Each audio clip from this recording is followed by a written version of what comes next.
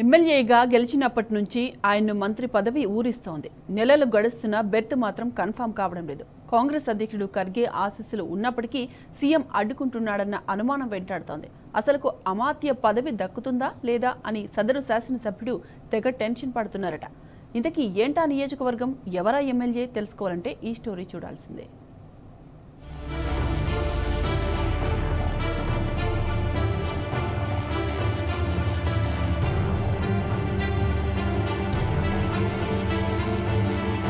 CM Revanth Reddy సొంత జిల్లాలోని మక్తల్ నియోజకవర్గంలో కాంగ్రెస్ పార్టీ ఎమ్మెల్యేగా వాకిడి శ్రీహరి విజయం సాధించారు.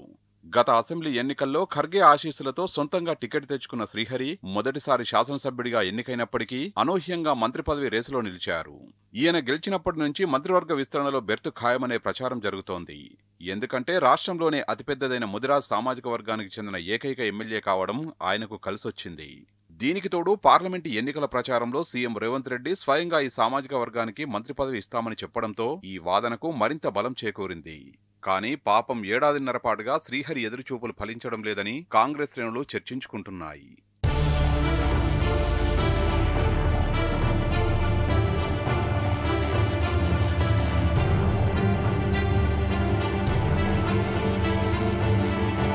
మంత్రి అని పిలిపించుకోవాలన్న ఎమ్మెల్యే వాకిటి శ్రీహరి కోరిక నెరవేరడం లేదు.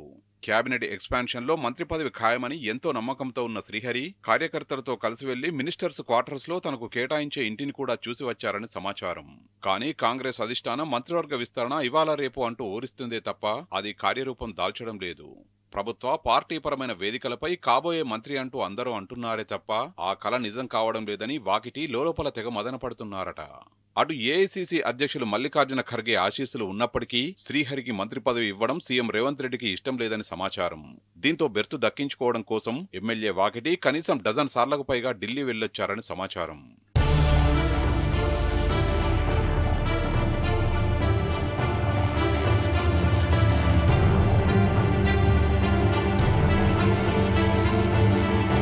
మక్తల్ ఎమ్మెల్యే వాకిటి శ్రీహరి అవినీతికి పాల్పడుతున్నాడంటూ నియోజకవర్గంలో లేఖలు బయటపడడం ఇటీవల కలకలం రేపింది.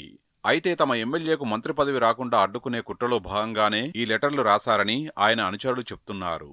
దీనికి దీటుగా శ్రీహరి సైతం మంత్రి పదవి ఇవ్వకపోతే తడాఖా చూపిస్తామని సీఎంను మంత్రులను హెచ్చరిస్తూ లేఖ రాయడం సంచలనం సృష్టించింది.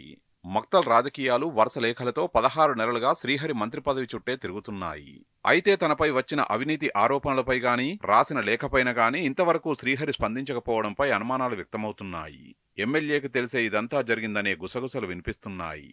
మంత్రి పదవి అడ్డుకుంటున్నారనే ఆగ్రహంతోనే శ్రీహరి ఇలా ఘాటుగా అసంతృప్తి గలం వినిపించారనే చర్చ జరుగుతోంది.